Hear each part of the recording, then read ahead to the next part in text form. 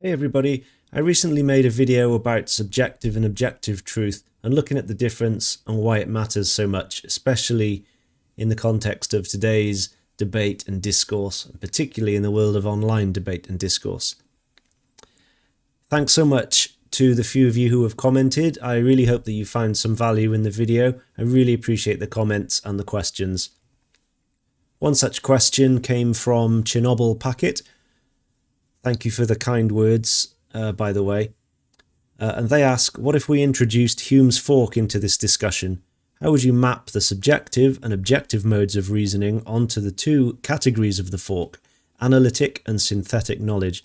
It's a great question. It's a really interesting topic, and I thought we'd have a little look at it today.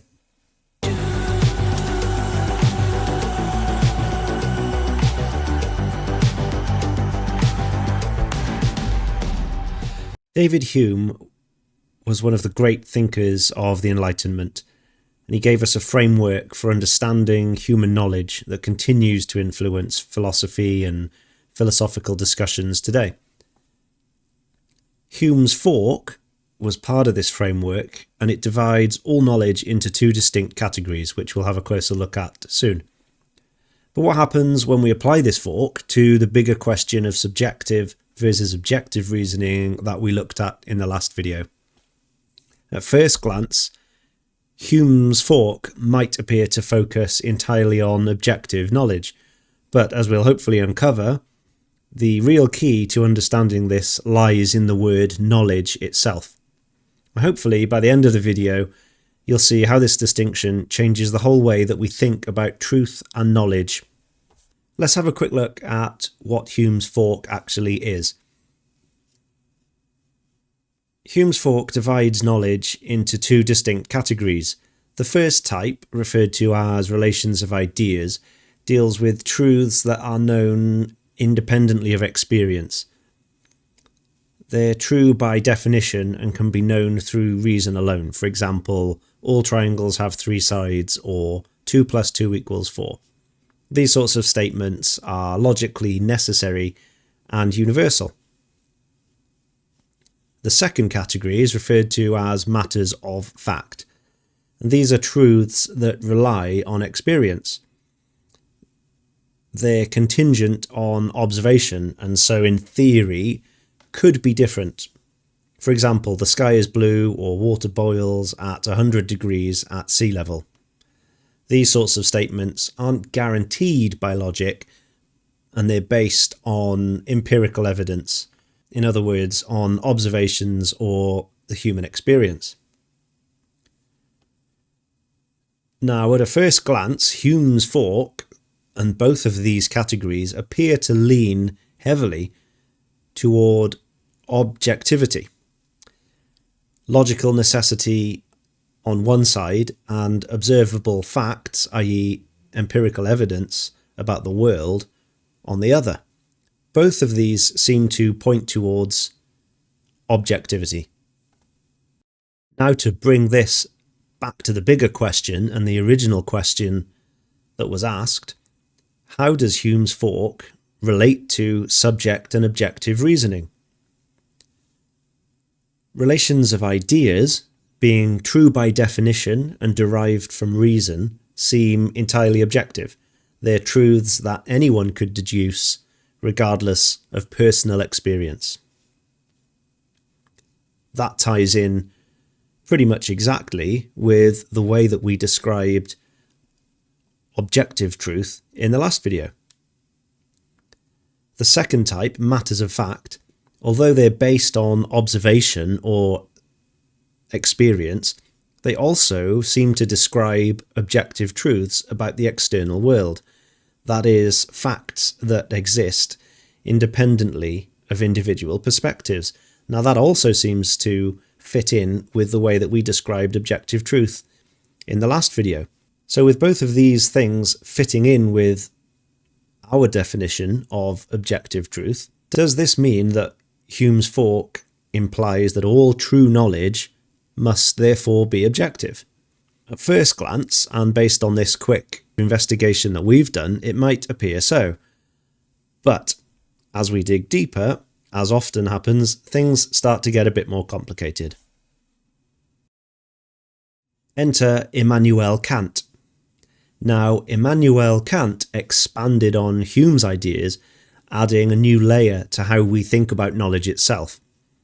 And he introduced two new important terms to describe the nature of knowledge and propositions. Firstly, analytical judgments. Now, these are pretty much equivalent to Hume's relations of idea, the first category in Hume's fork. These are truths that are known through reason alone and true by definition. For example, all triangles have three sides, or a statement like all bachelors are unmarried. The second category in Kant's expansion, referred to as synthetic judgments, are pretty much equivalent to Hume's matters of fact. So they're truths that maybe add new information and require experience to verify. For example, a statement like, the cat is on the mat. So these two categories in Kant's expansion map pretty much onto the two categories in Hume's fork. However, Kant didn't stop with those two categories. He introduced a third category, which he called synthetic a priori judgments, which are a sort of combination of the two. So they extend our understanding whilst being independent of experience. Examples of this third category may include things like mathematic principles or knowledge such as every event has a cause. These sorts of truth feel universal and necessary, but they're not purely logical definitions.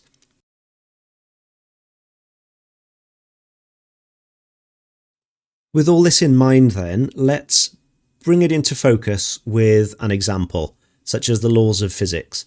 Now, we know that the sky is blue due to Rayleigh scattering, which is a physical phenomenon where the shorter wavelengths of light scatter more than longer ones.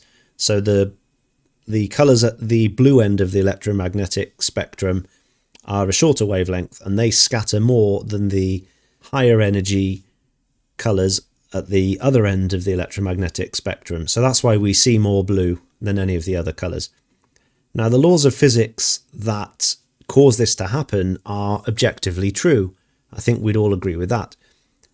And they operate regardless of whether we're on Earth or in a rocket going round the Earth or on the moon or indeed on another planet light years away with no humans to observe the colour of the sky at all.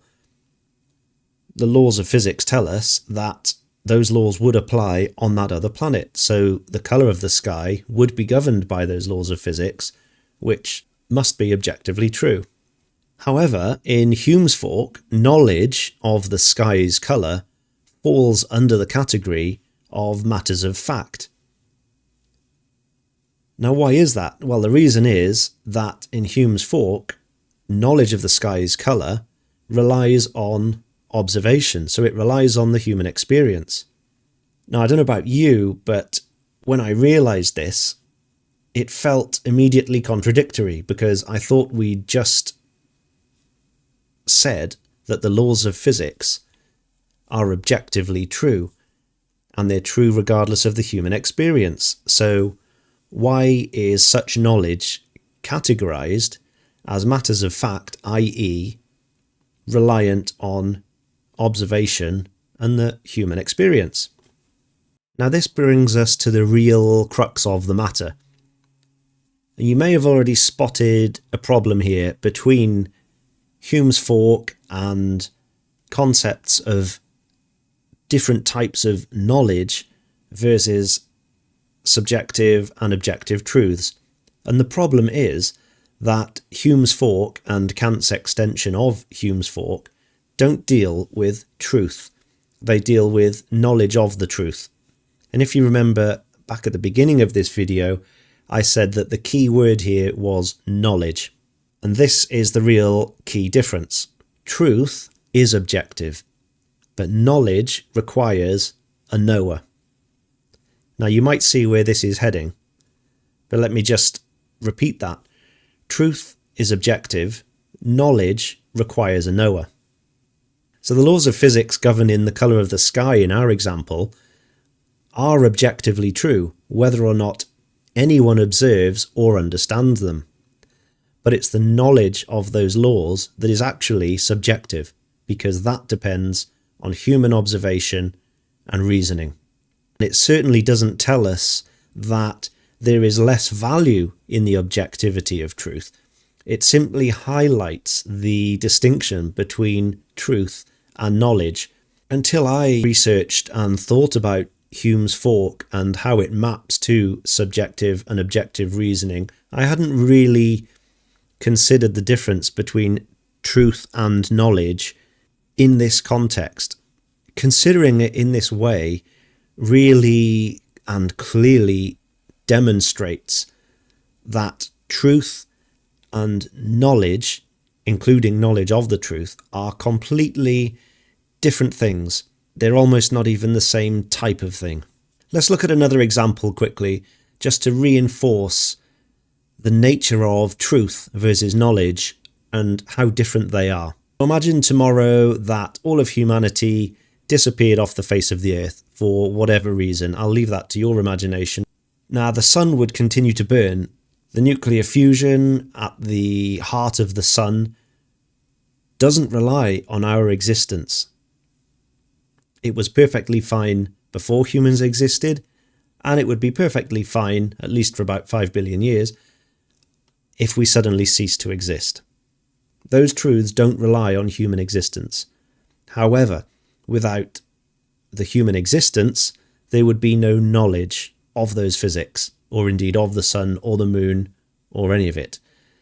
And that's because, as we said, knowledge requires somebody to observe, understand, and reason. That is what knowledge is. It's truth through the perception of human experience. But this is why it's so important to separate truth from knowledge and not blur them, not treat them as the same. Truth is objective. It exists independently of us. Knowledge is subjective because it is shaped by human experience and interpretation, even if that subjective knowledge is subjective knowledge of an objective truth, such as the laws of physics. The objective truth will always outlive the human experience. The objective truth doesn't care about the human experience and persists in spite of it. Human knowledge and understanding lives and dies with humanity itself. Anyway, I think that'll do for today. Thank you so much for watching and listening. I really appreciate your time. I'd also really appreciate it if you would drop a like, maybe consider subscribing if you find some value in these videos. I'm looking forward to making many more. I'd love to know what you think in the comments. Particularly, let me know if you believe that all knowledge is necessarily subjective, and how does that shape the way that we pursue the truth as humans? Let me know what you think.